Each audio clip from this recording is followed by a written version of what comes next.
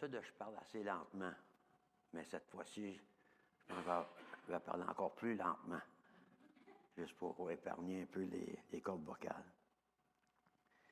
Alors, merci pour l'équipe qui ont préparé ce temps par l'entremise de ces chants, de louer, de reconnaître, de pouvoir apprécier justement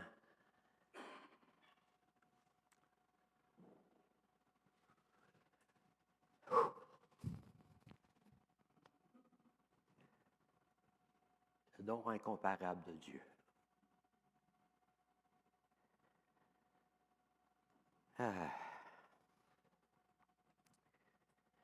Ce matin, je n'ai pas chanté parce que je voulais épargner ma voix, mais je veux dire, en dedans, ça voulait chanter. Je vais me reprendre une autre fois, probablement. C'est bon de vous voir ce matin. Et la prière de mon cœur, depuis que je me prépare, puis surtout cette semaine, là, j'ai été KO. J'ai passé, je pense, j'aurais battu un record de temps de passer au lit à dormir. Et j'étais complètement épuisé, et ainsi de suite, en tout cas. Et mais je voulais être ici avec vous ce matin et partager ce que découvert dans la parole de Dieu et que cela puisse servir justement à continuer à nier vos pensées pour ce temps spécial de l'année où ce qu'on célèbre la naissance de Jésus, notre Sauveur. Prions. Père éternel, on veut te remercier parce que, ayant vu notre condition, notre état, et qu'on était véritablement sans espoir, dépourvu, eh bien, tu as, dans ta grâce, tu t'es intervenu pour nous secourir. Et même si on ne comprend pas tous les détails, tous les aspects de ton plan merveilleux pour venir nous secourir, n'empêche que c'est une réalité que tu révèles dans ta parole et surtout en ton Fils Jésus-Christ que tu as envoyé ici-bas. Et on te prie que ce matin, que tu puisses continuer à parler à nos cœurs, nous instruire, et que par ton esprit, on puisse mieux saisir, mieux apprécier ce que tu as fait pour nous. Et que cela puisse de plus en plus faire une différence dans chacune de nos vies. Au nom de ton Fils. Amen.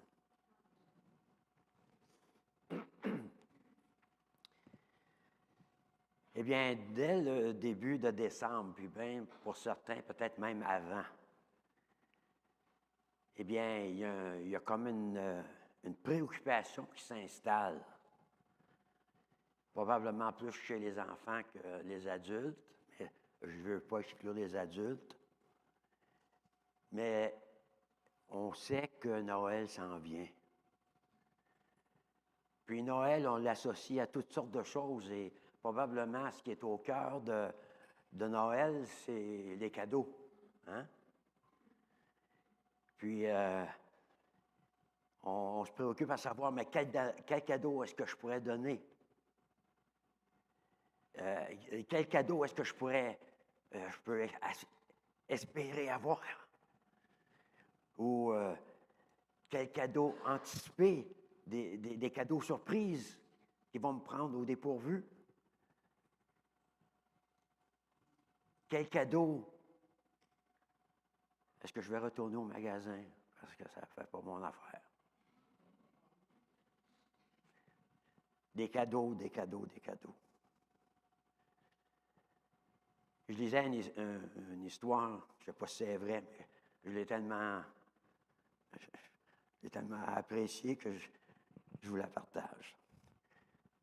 Jean, Eh bien, son oncle lui a donné une guitare électrique pour Noël. Wow! Quelque temps après les fêtes, ben, Jean revoit son oncle. Puis son oncle lui dit, c'est-à-dire, il dit à son oncle, merci beaucoup, mon oncle, pour la guitare électrique. C'est le cadeau le plus super que j'ai jamais eu de ma vie. Bien content d'entendre ça, lui dit son oncle. Est-ce que tu as commencé à apprendre à la jouer?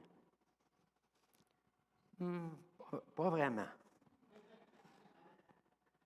Je n'en joue tout simplement pas, répond Jean. Ma mère me donne $1 par jour pour que je n'en joue pas pendant la journée. Et mon père me donne $5 par semaine pour que je n'en joue pas le soir. Alors, c'est un cadeau qu'il lui a rapporté. C'est pour ça qu'il était content de l'avoir.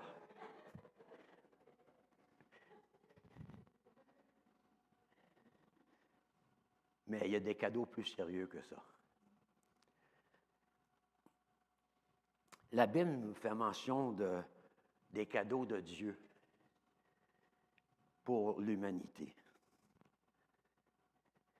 Et il y en a surtout un qui se démarque des autres parce qu'il est dans une catégorie à part. Vraiment, vraiment exceptionnel. C'est le cadeau par excellence de Dieu qui ne cesse de combler et de satisfaire le cœur le plus vide.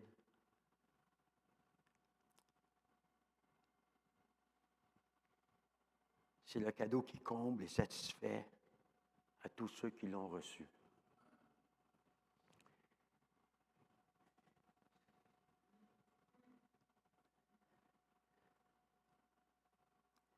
Ce cadeau bien, est exprimé dans 2 Corinthiens 9,15. Que Dieu soit remercié pour son don incomparable.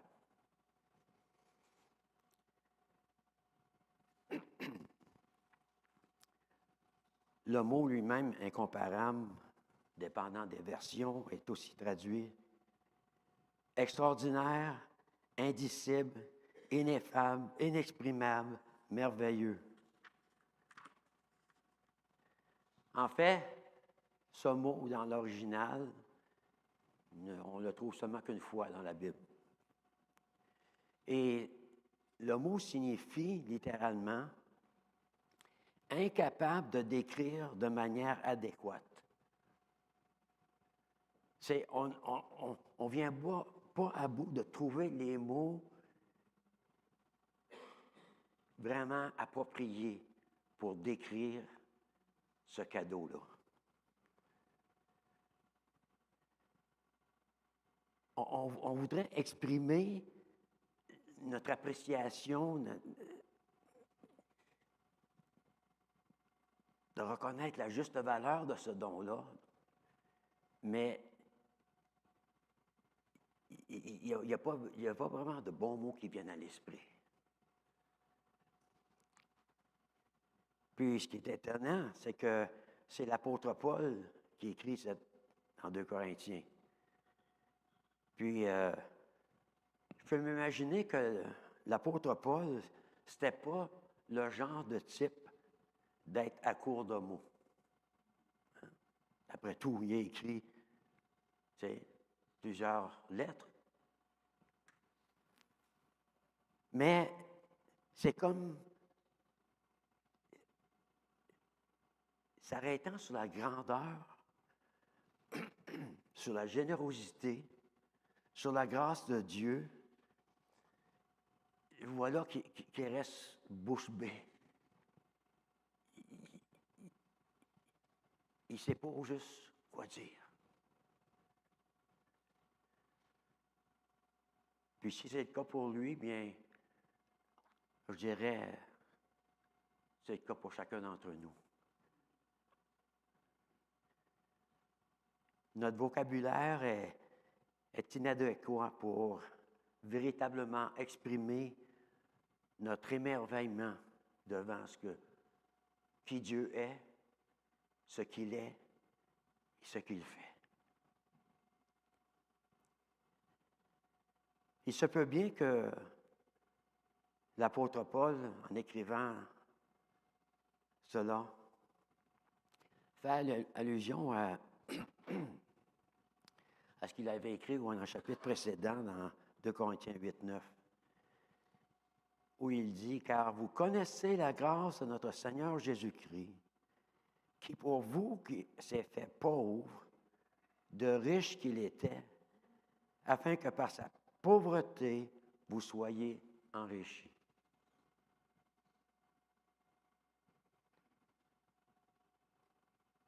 Jésus, dans toute sa gloire, dans toute sa magnificence céleste, où ce qu'il était servi et adoré par les anges, qui vient ici-bas, à notre niveau. Puis, il n'apparaît pas dans un palais luxueux, entouré de serviteurs terrestres.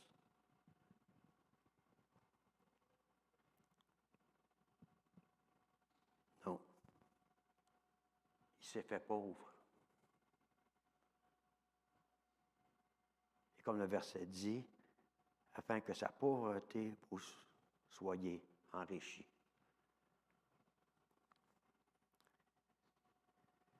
À l'origine, ainsi que le motif menant au don incomparable de Dieu, c'est sa grâce. La grâce, c'est une faveur non méritée. Si Dieu nous donne... Excusez-moi. Si Dieu nous donnait ce qu'on mérite, on se rendrait vite compte que ce n'est pas un cadeau, mais un châtiment. Mais voilà que Dieu, c'est ce qu'il veut nous épargner, le châtiment.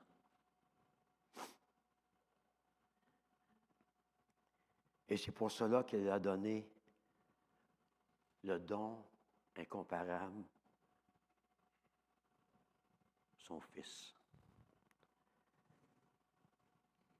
Et il avait révélé cela depuis des millénaires, depuis quasiment les premières pages de la Bible, nous donnant des détails sur qui était ce don incomparable qu'il avait en tête, en vue pour nous. Et j'en suis juste un exemple.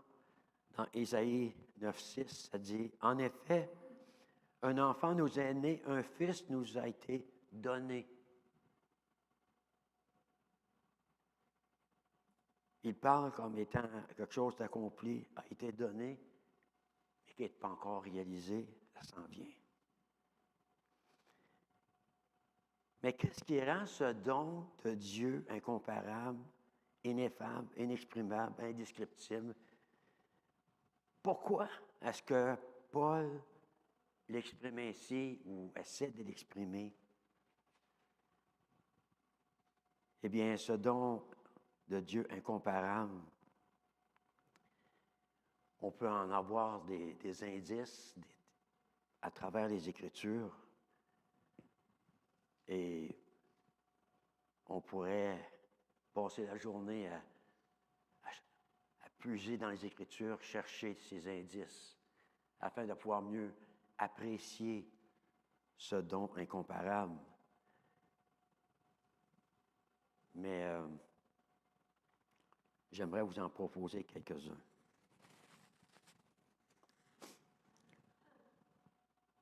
Premièrement, le don de Dieu est incomparable parce qu'il est personnel.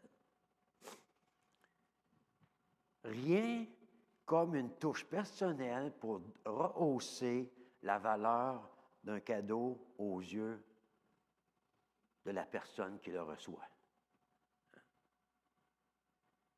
Il me semble que ça rajoute un cachet particulier quand on sait que la personne, soit qu'il l'a fabriqué ou s'est donné la peine de bien l'emballer, il y a une touche personnelle.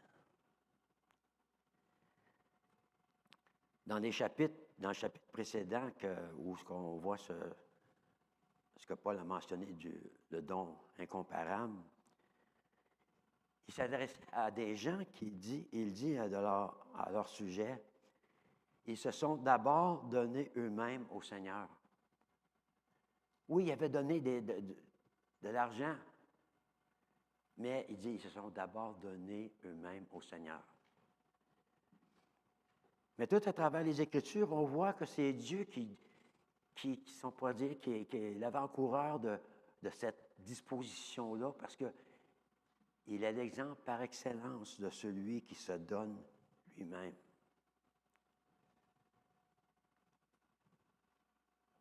Et il y a plusieurs versets qui en parlent, qui le décrivent, qui le mentionnent.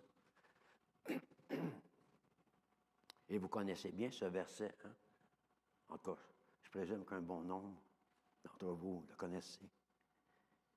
En effet, Dieu a tant aimé le monde qu'il a quoi? Donné.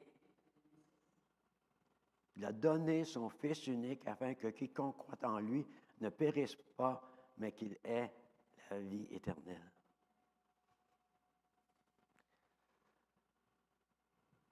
Peu de temps avant que Jésus soit crucifié, il était avec ses disciples et il leur a dit, « Il n'y a pas de plus grand amour que de donner votre vie pour vos amis. » C'est déjà valeureux d'être prêt à donner sa vie pour ses amis à cause qu'on les aime. Mais on voit qu'il y a un volet, il y a un aspect qui du point de vue humain, dépasse notre entendement. Parce que, comme l'exprime Romains 5,8, « Mais voici comment Dieu prouve son amour envers nous, alors que nous étions encore des pécheurs. » Pas aimables, là. Des pécheurs. Puis ailleurs, ça nous parle, on était ennemis de Dieu, étrangers de Dieu, des enfants rebelles.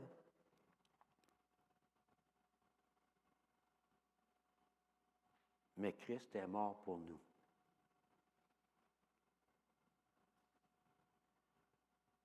Est-ce que c'est sensé, ça? C'est-tu logique? C'est-tu raisonnable? Bien, pas du point de vue humain, en tout cas.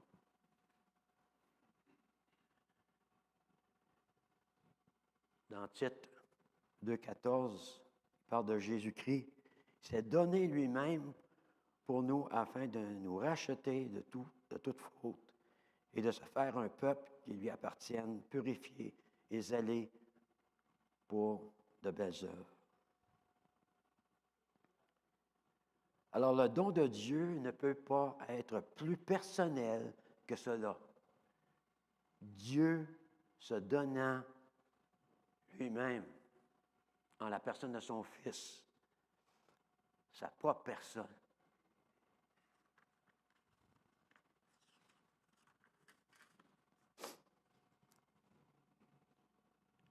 Ensuite, le don de Dieu est incomparable parce qu'il est pratique. Un jeune homme rapporte ce qu'il avait eu à un moment donné dans le passé à Noël de la part de ses parents. Il dit, il y a des années de ça, mes parents m'ont donné une souris d'ordinateur. Ça m'a frustré bien net. C'est que je n'avais pas d'ordinateur. malgré que je le demandais depuis des années. Un autre élément qui ajoute de la valeur et de la qualité à un cadeau, c'est son aspect pertinent, utile, pratique. Encore là, d'après les Écritures, on voit que Dieu est un maître à donner ce que nous avons besoin et non pas ce que nous, on se convainc qu'on a besoin.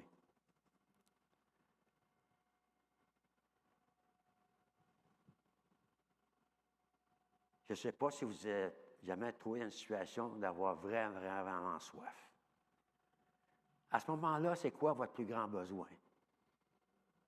Hey, quelque chose à boire, de l'eau. Puis elle n'a pas besoin d'être d'une saveur particulière. Ou si on est en train de mourir de faim, c'est quoi le plus grand besoin? La nourriture. Hey! Puis, on va satisfaire notre faim. Quand que Dieu regarde ou fait le bilan de l'ensemble de l'humanité, de la condition humaine, Dieu décèle notre plus grand besoin. Il sait, lui, ce que nous avons besoin. Par exemple, si cela avait été de l'information, Dieu nous aurait envoyé un éducateur. Si cela avait été la technologie, Dieu nous aurait envoyé un scientifique. Si cela avait été de l'argent, Dieu nous aurait envoyé un économiste. Si cela avait été le divertissement, Dieu nous aurait envoyé un artiste. Mais notre plus grand besoin était qu'on puisse être en règle avec Dieu par le pardon de nos péchés. Alors Dieu nous a envoyé un sauveur. Parce que c'est ce qu'on avait besoin.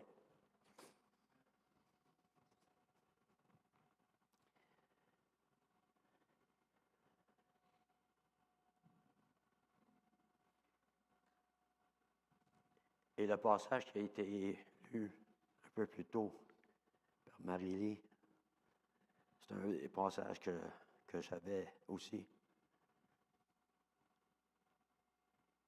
Et l'ange annonce au berger dans la nuit où Jésus est né. N'ayez pas peur, car je vous annonce une bonne nouvelle qui sera une source de grande joie pour tout le peuple. Aujourd'hui, dans la ville de David, il vous est né un sauveur qui est le Messie, le Seigneur. Mais à ce don incomparable de Dieu en la personne de Jésus-Christ s'ajoute un surplus de bénédiction d'à côté.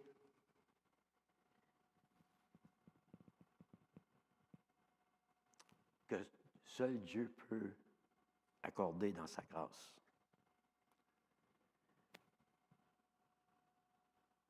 Mais il faut que la personne accepte Jésus-Christ comme sauveur. Et lorsque cette personne-là prend cette décision, eh bien, quand on regarde l'ensemble des Écritures, je vous en partage quelques-uns, eh bien, elle est pardonnée de ses péchés. Elle est adoptée dans la famille de Dieu.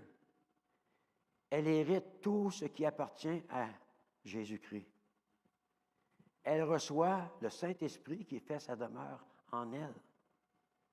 Elle obtient la paix profonde de l'âme. puis elle attend d'emménager dans la demeure que Jésus est allé lui préparer. Puis, on pourrait continuer. Alors, Jésus est ce don incomparable. Parce qu'avec lui vient tout ce qu'on aspire depuis qu'on a un souffle de vie. Mais qui, malheureusement, qu'on cherche partout ailleurs, excepté à la bonne place ou dans la bonne personne. Dieu a été très intentionnel et précis, à savoir quel serait le don qui ferait vraiment la différence dans notre vie aujourd'hui, mais aussi dans l'éternité. Et au sujet de Jésus, on voit dans Acte 4, 12, « Il n'y a de salut en aucun autre, car il n'y a sous le ciel aucun autre nom qui ait été donné parmi les hommes par lequel nous devions être sauvés. » Il n'y en a pas d'autre. On peut chercher à se convaincre du contraire, mais il n'y en a pas d'autre. Et quand viendra le jour qu'on aura à se présenter devant Dieu, on dit, mais Seigneur, moi je pensais que, c'est pas ce que tu pensais qui compte. C'est ce que moi, Dieu,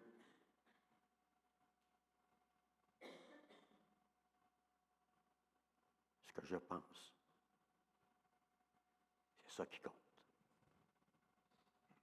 Alors, le don de Dieu est incomparable parce qu'il est pratique, rencontrant le vrai besoin de notre âme. Ensuite, le don de Dieu est incomparable parce qu'il est permanent.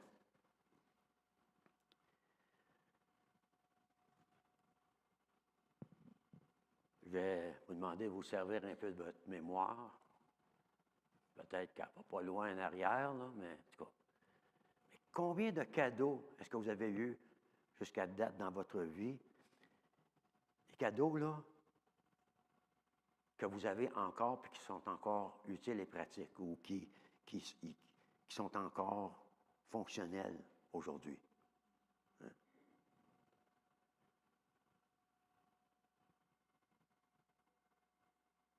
Les choses se détériorent, se brisent, se perdent, deviennent désuètes.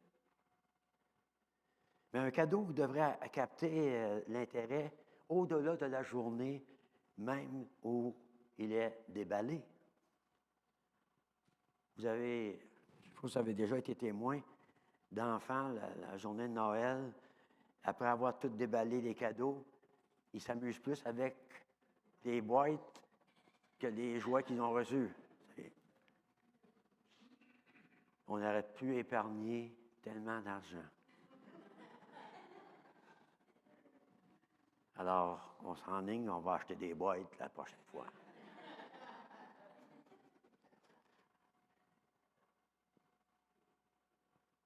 Mais l'une des caractéristiques de Dieu, c'est qu'il est éternel.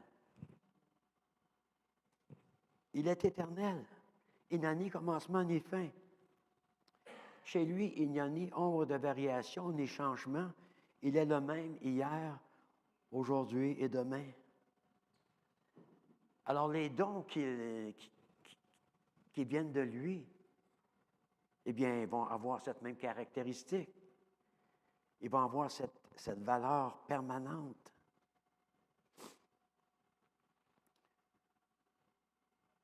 Et Jésus non plus. C'est-à-dire, lui aussi, il n'a ni commencement ni fin. Il est durable et permanent.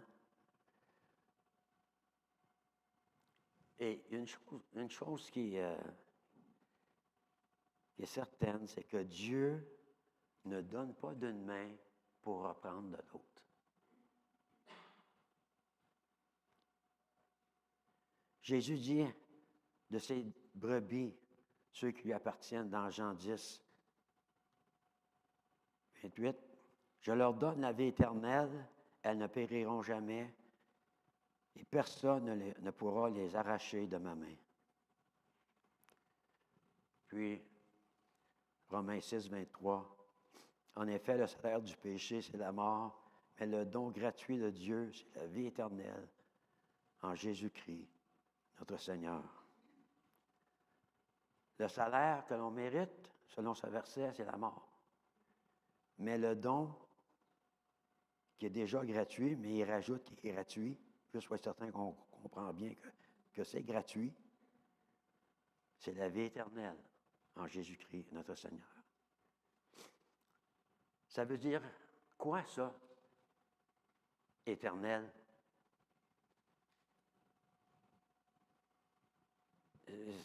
Ça veut dire que ça dure pour toujours.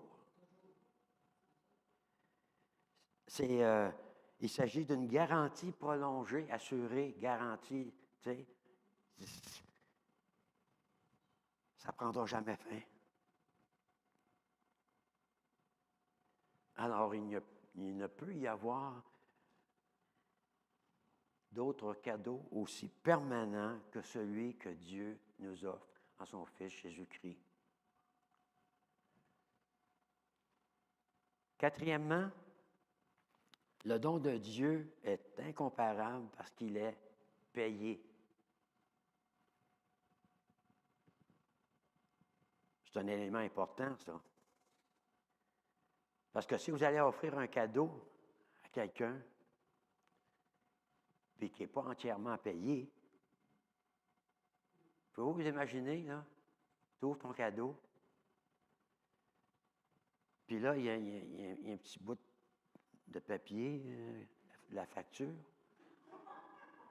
Tu dis, bien, j'ai fait le premier paiement, c'est à toi de t'occuper du reste. Je pense que le concept du cadeau, là, va tout à fait être compris ou saisi. Hein?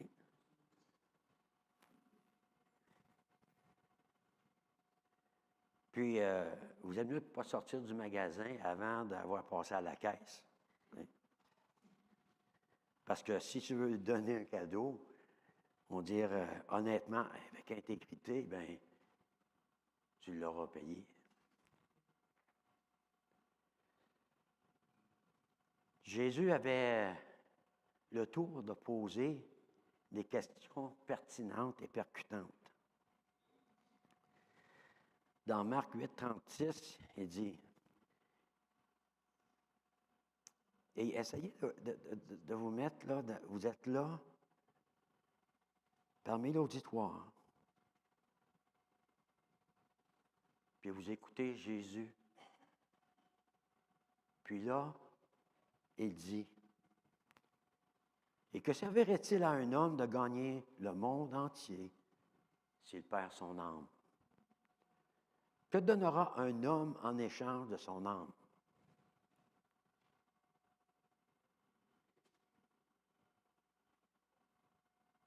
Jésus nous amène à s'arrêter, à réfléchir.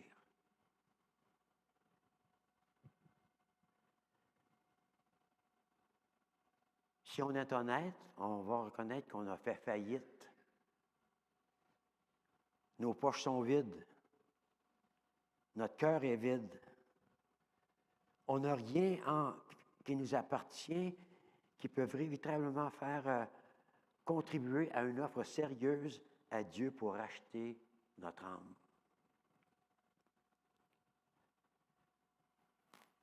Humainement parlant, on se retrouve sans espoir. Mais voilà que Dieu, voyant notre condition et voyant qu'on n'a pas les moyens de racheter notre âme, il intervient et nous offre un espoir véritable. Dans sa grâce, il a prévu payer le plein prix pour le rachat de chaque âme humaine. Il ne nous offre pas un salut, si on pourrait dire, à moitié payé. Puis qui dit, j'aurais voulu couvrir tous les frais, mais il va falloir que tu t'occupes du reste. Non.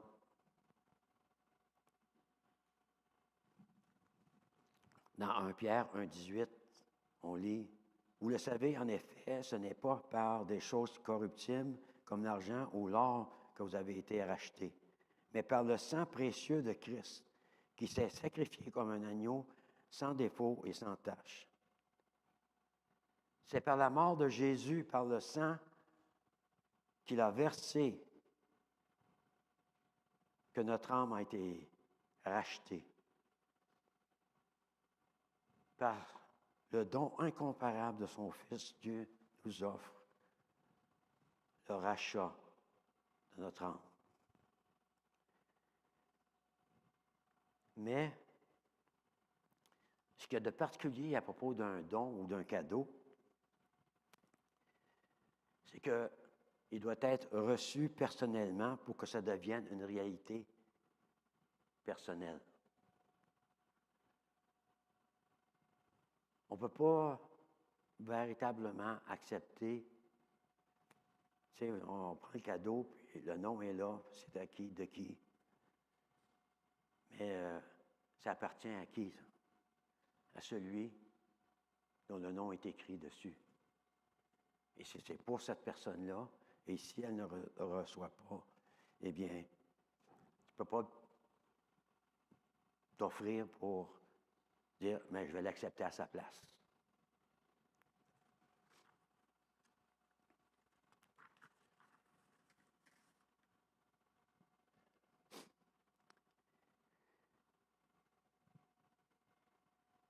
Il y avait un professeur qui voulait aider sa classe à comprendre, à saisir les vérités concernant le salut comme un cadeau que Dieu leur offrait.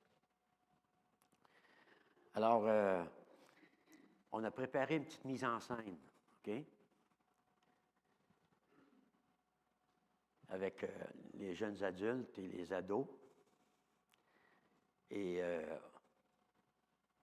on a fait ça un peu comme on n'a pas passé des heures et des heures à pratiquer, là. Non. On voulait juste improviser. C'est une mise en scène qu'on a ajustée, adaptée. Puis,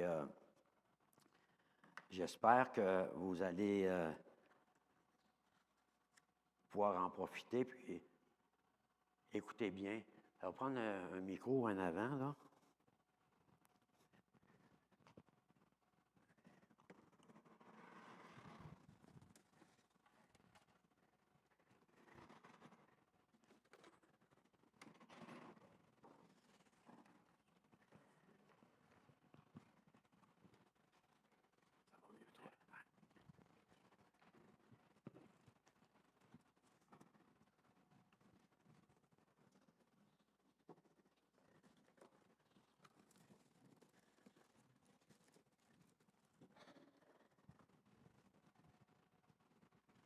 OK.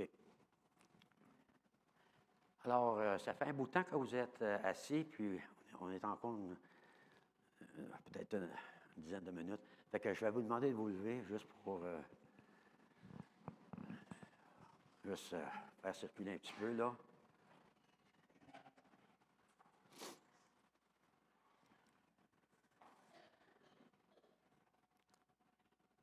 Très bien, merci. Vous pouvez prendre place. Alors, ce professeur-là voulait aider ses élèves à sa classe à comprendre le concept du salut qui est comme un don à recevoir. Alors, il s'est entendu avec un des élèves, qui, dans ce cas-ci, c'est Benjamin. Puis, on est de connivence un peu, là, tu sais. Les autres, ils ne savent pas ce qui se passe. Alors, son but, c'était d'offrir un beigne à ses élèves.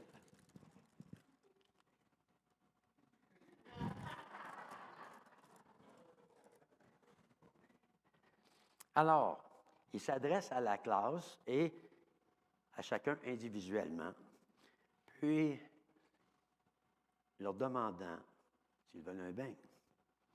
Alors, la première, il s'adresse à Elisabeth et dit, « Elisabeth, est-ce que tu veux un beigne? » Ah, attends. Je vais demander à Benjamin de faire 5 jumping jacks afin que tu puisses avoir ce beigne.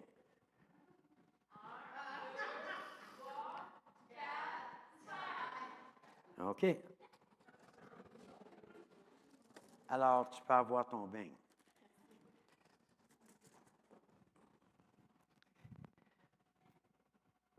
Maxime, que dirais-tu d'un beigne?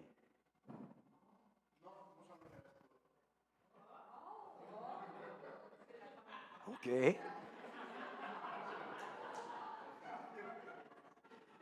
Comme tu veux, on va simplement le mettre sur le bureau. Benjamin, s'il te plaît, fais 5 jumping jacks pour le beigne qui ne t'intéresse pas, Maxime.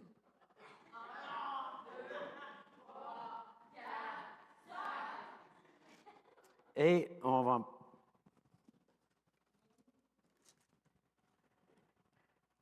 mettre le beigne sur le bureau. Ils ont besoin du micro, quelqu'un d'autre dépend. OK. Bon. Eh bien, Philippe, ça t'intéresse le beigne? Pardon? Non. C'est pas comme ça que ça marche. C'est pas à toi de décider comment ça va fonctionner. Là. Ça a été décidé comment est-ce qu'on procéderait.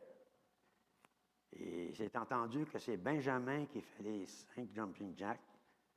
Alors, je vais lui demander de le faire pour le beigne que Philippe ne peut pas échanger pour son lunch.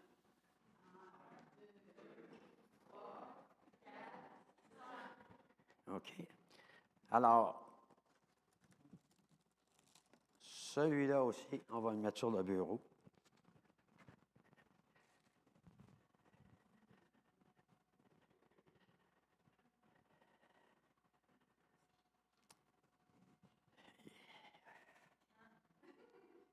Bon, ben, Nathan, c'est à ton tour. Tu veux quoi? Tu veux faire tes propres jumping jacks pour avoir un beigne. Non. C'est Benjamin qui fait les jumping jacks pour le beigne. T'en veux pas. Benjamin, fais 5 jumping jacks pour le beigne que Nathan ne veut pas.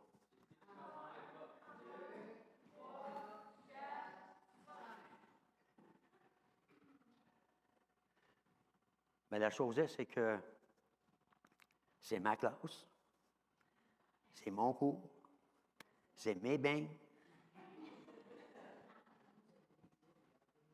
Mais c'est ton choix. Alors, tu ne peux pas en avoir, on va le mettre sur le bureau.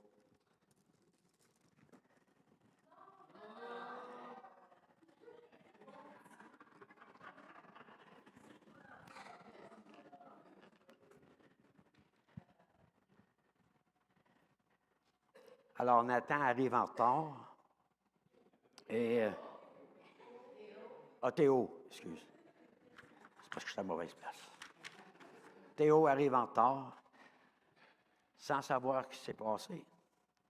Alors, les autres élèves ont dit de partir. Mais, en fin de compte, il est dans ma classe. Théo, est-ce que tu aimerais un beigne? Oui, t'en veux un. Mais attends un peu, là. Benjamin, faire les jumping jacks pour le, excusez-moi, pour le beigne de Théo.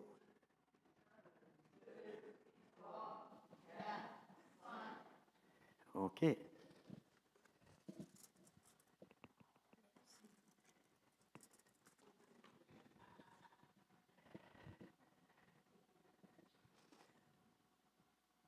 Marie-Lie t'attend patiemment.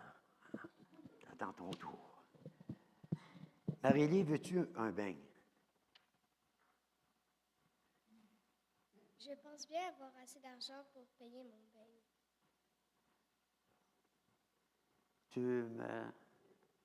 Je pense bien avoir assez de monnaie pour payer mon... Tu penses avoir assez de monnaie pour payer pour le beigne? Ah, OK. Ah, j'étais un peu dur d'oreille, là. Ben, t'es peut-être bien intentionné, là. Mais c'est pas comme ça que ça marche. Alors, je demandais à Benjamin de faire les 5 jumping jacks pour le beigne que Marie-Lie veut payer avec son argent.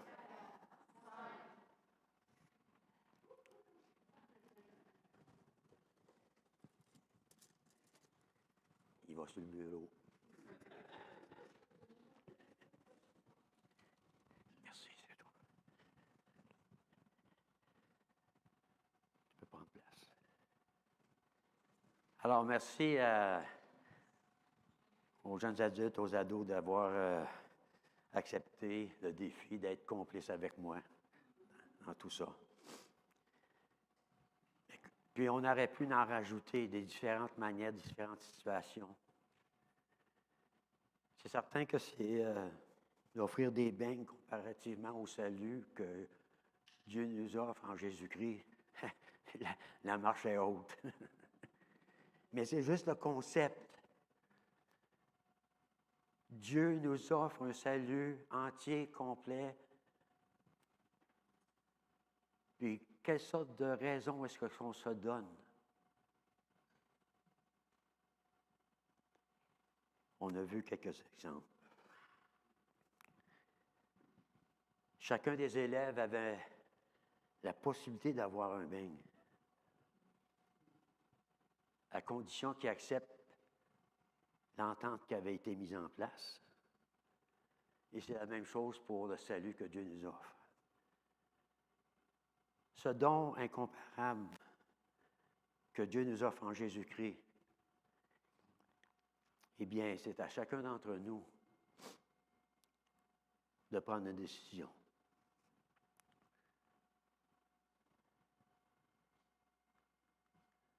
On va-tu au prochain, là? OK. 101:12 dit à tous ceux qui l'ont accepté, en parlant de Jésus, à ceux qui croient en son nom, Jésus, elle, la parole, Jésus a donné le droit de devenir enfant de Dieu.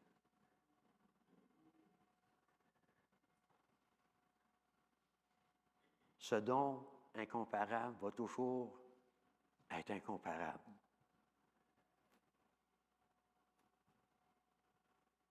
Parce qu'il a cette qualité-là.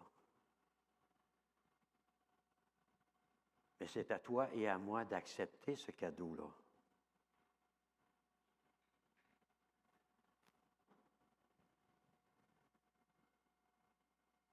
Il n'y a aucun autre cadeau qui peut satisfaire adéquatement, profondément, comme Jésus. Et Dieu ne nous force pas la main. Parce que, comme quelques élèves ont refusé, nous aussi on peut refuser. On peut refuser le don incomparable de Dieu, mais selon ce qu'on voit dans les Écritures, si c'est notre cas, on va le regretter jusque dans l'éternité. Mais aussi, on peut le recevoir par la foi, en prenant Dieu au mot qui dit « Je te le donne, je te l'offre, prends-le. » et ainsi pouvoir en jouir et vraiment, je veux dire, c'est comme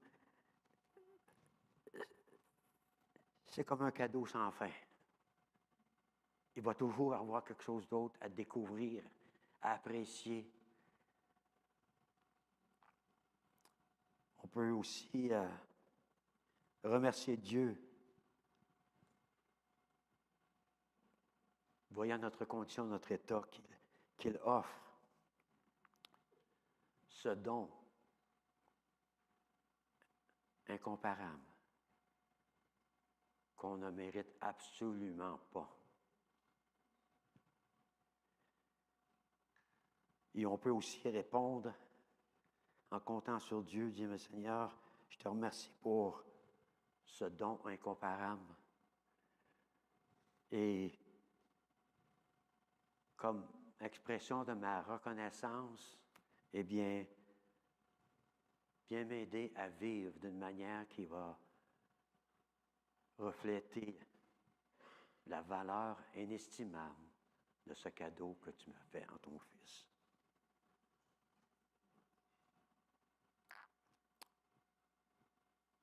Prions. Père éternel, merci. Merci pour ce don incomparable, ce don précieux, pour ton Fils qui s'est donné lui-même.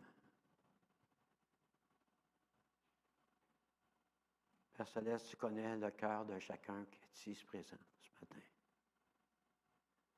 Peut-être même ceux-là qui écoutent en ligne. Rien ne passe inaperçu à tes yeux. Tu nous connais mieux que nous-mêmes et tu connais notre besoin. Et que tu puisses nous aider à reconnaître notre besoin, mais surtout de reconnaître que tu as pourvu pour combler ce besoin en ton Fils Jésus-Christ. Et c'est en son nom que nous te prions et nous te remercions. Amen.